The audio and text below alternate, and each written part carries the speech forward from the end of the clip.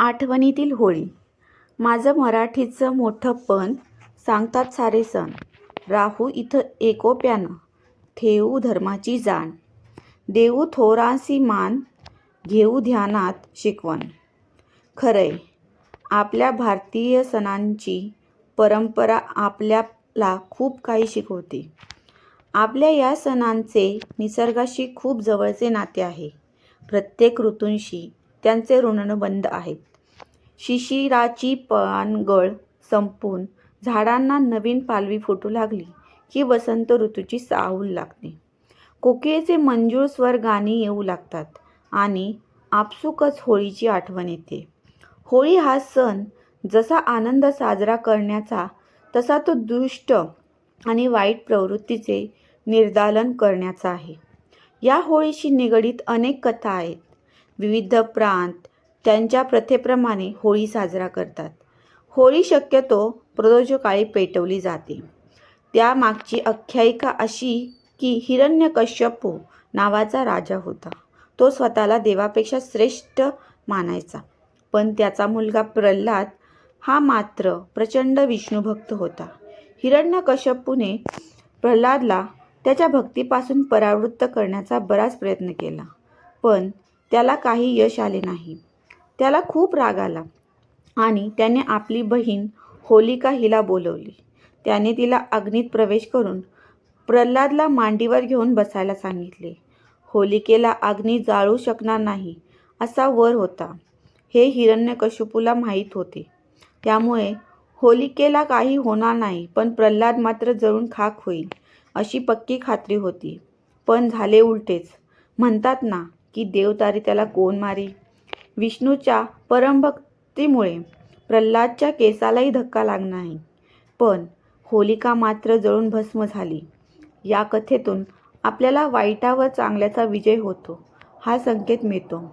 ही घटना घडली त्या दिवशी फाल्गुन पौर्णिमा होती. म्हणूनच या दिवसाला होळी पौर्णिमा, हुताशनी पौर्णिमा असे म्हणतात.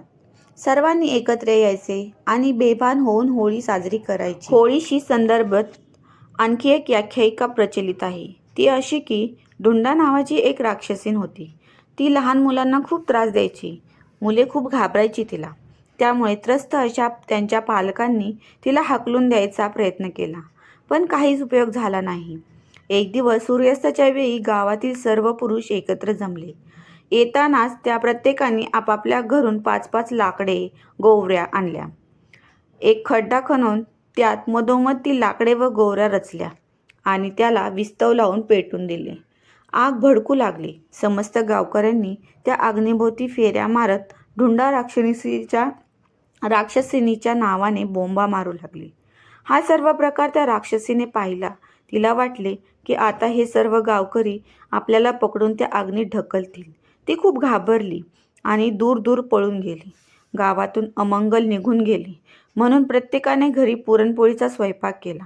पुरणपोळी घेतली, त्यावर कुरडई, पापड्या सोबत भात आमटी घालून होळीची मनोभावे पूजा करून त्या पवित्र अग्नीला नैवेद्य अर्पण केला. हीच परंपरा पुढे चालू राहिली.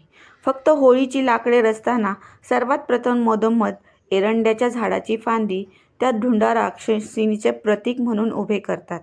बऱ्याच ठिकाणी होळीच्या सभोवती सुंदर रांगोळी घालतात. त्या होळीला साडी नेसवतात. त्या एरंडला झाडाला ओटी बांधतात.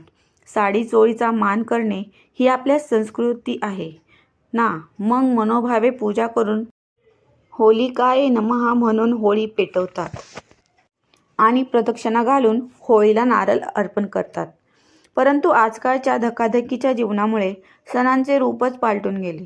बदल ही काळाची गरज आहे असे म्हणतात. मनुष्याची विचारसरणी बदलली. आपली नैसर्गिक संपत्ती असलेल्या वृक्षाची कत्तल करून होळी जाळल्या जाणाऱ्या लाकडांमुळे पर्यावरणाचा ऱ्हास होऊ लागला. यासाठी पर्यावरणप्रेमीकडून अनेक उपक्रम राबवले जातात. नुकतीच शिशिराची पानगळ झालेली असते. सर्वत्र पालापाचोळा, सुक्या काट्या एकत्रित पडलेल्या असतात. ती सर्व गोळा करून त्याची होळी करावी. असे केल्याने पर्यावरणाचे रक्षणही करता येईल आणि आपला परिसरही स्वच्छ ठेवता येईल. परिसर स्वच्छ ठेवणे हे आरोग्याच्या दृष्टीने महत्त्वाचे आहे. स्वच्छता नसेल तर रोगराई वाढेल आणि ती ढुंडा राक्षसीन त्या रोगराईच्या रूपात वावरत असते. तिचा नायनाट करण्यासाठी स्वच्छता पाळणे फार गरजेचे आहे. होळीची एक अशी आठवण माझ्या मनातून गेलेली नाही. काय झाले की त्या वर्षी आम्ही होळीसाठी गावी गेलो होतो. सर्वजण आनंदाने होळी साजरी करत होतो. होळीने चांगलाच पेट घेतला होता. आगीच्या ज्वाळा उंच भडकत होत्या. सर्वजण आनंदात असताना अचानक काय झाले काही कळले नाही. कोणीतरी त्या होळीच्या अग्नीत पडल्यासारखे जाणवले. नंतर कळले की कोणी पडले नव्हते, तर ती सुमन होती. तिचे स्वतःहून अग्नीत उडी मारली. गरिबा घरची गुणी पोर होती ती. अहो, तिचे लग्न होऊन 1 वर्षही झाले नव्हते. सर्वांनी प्रयत्न करून तिला कसेबसे बाहेर काढले. बरीच भाजली होती. बघत नव्हते तिच्याकडं. तपासाअंती कळले की लग्न झाल्यापासून तिच्या गरीब बापाने हुंडा दिला नाही, म्हणून तिचा नवरा आणि सासरू दररोज तिचे अमानुष छळ करत होती. तिचं जीणं नकोसं करून टाकले होते. खूपच हृदयद्रावक घटना होती ती. तो दिवस आठवला की आजही काळजात धस्स होतं.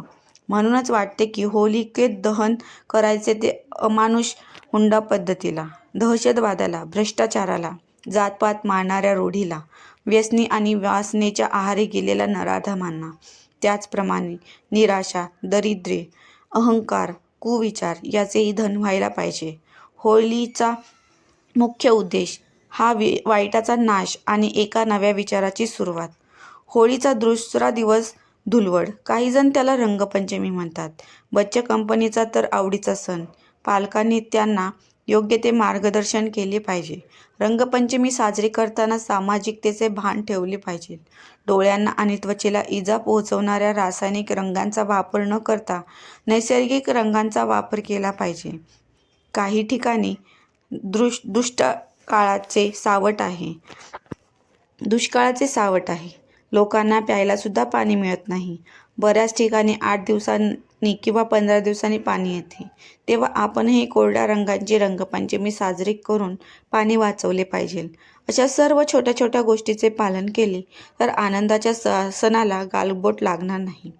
आता बहुतेक ठिकाणी इको फ्रेंडली होळी साजरी करतात आणि आनंदाने गाणे म्हणतात. खेळताना रंगबाई होळीचा. होळी रे होळी, होळी रे होळी, नैराश्य अहंकाराची जाळूया मोळी. झाडे लावू, झाडे जगवू, पर्यावरण सांभाळी, वसंत ऋतूच्या आगमनाने साजरी करूया होळी.